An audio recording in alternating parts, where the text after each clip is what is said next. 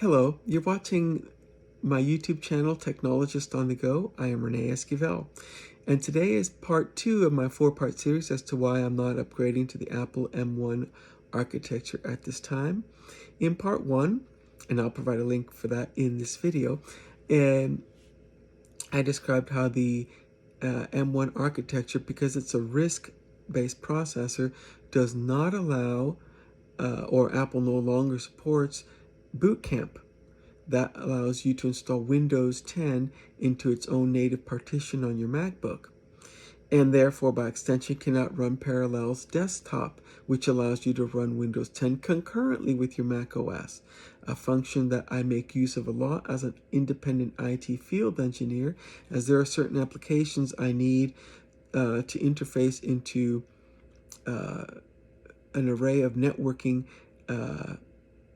appliances and equipment such as routers, switches, access points, also voice over IP systems, and update them or apply firmware updates using applications that only run on Windows.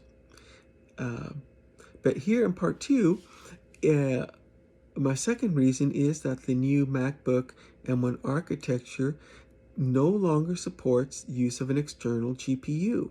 That's a rather large box that you attach to your MacBook using the Thunderbolt 3 protocol and Thunderbolt 3 cable, and that allows you to use an external video card on your MacBook, same as you use a PC video card. In my case, I have a Radeon RX 580 video card, far better than the built-in Iris 655 that's on my MacBook, and that capability is gone.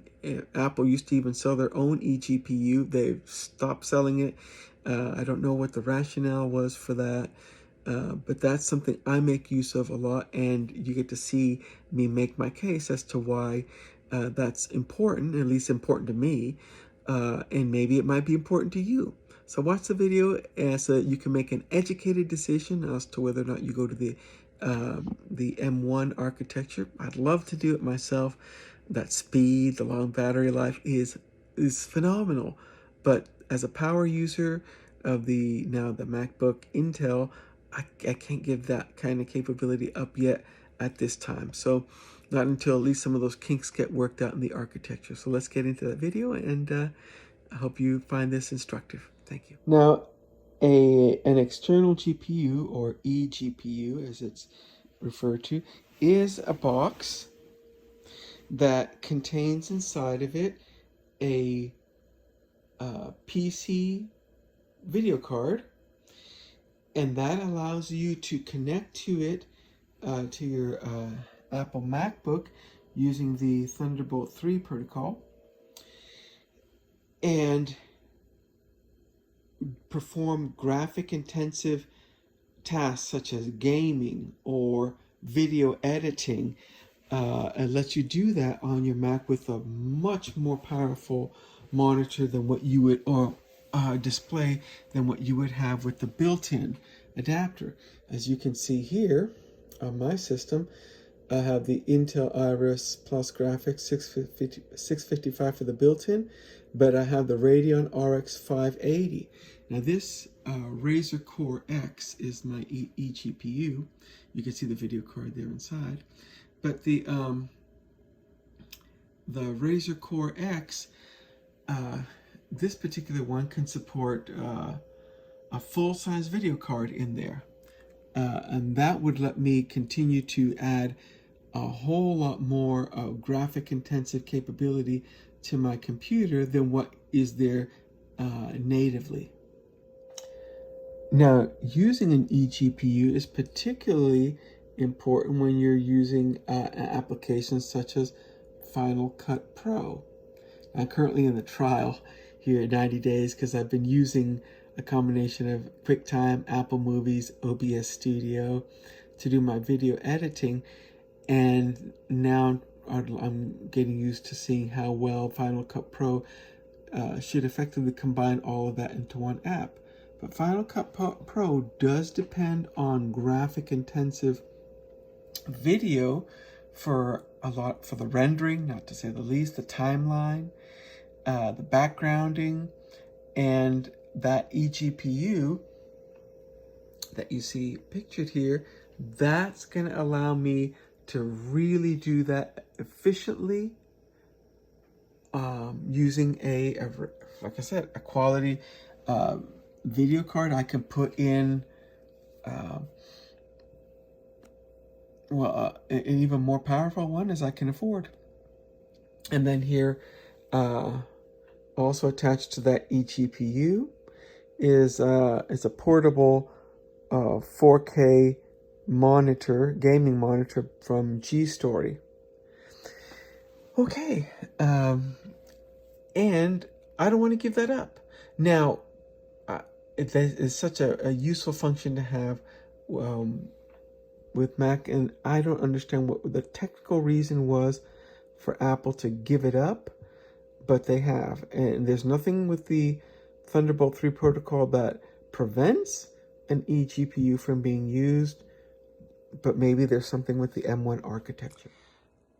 Okay, so in summary, my current MacBook Pro, I can extend the value of the investment I have in it by virtue of the fact that even though the built-in graphics card may become less and less efficient as applications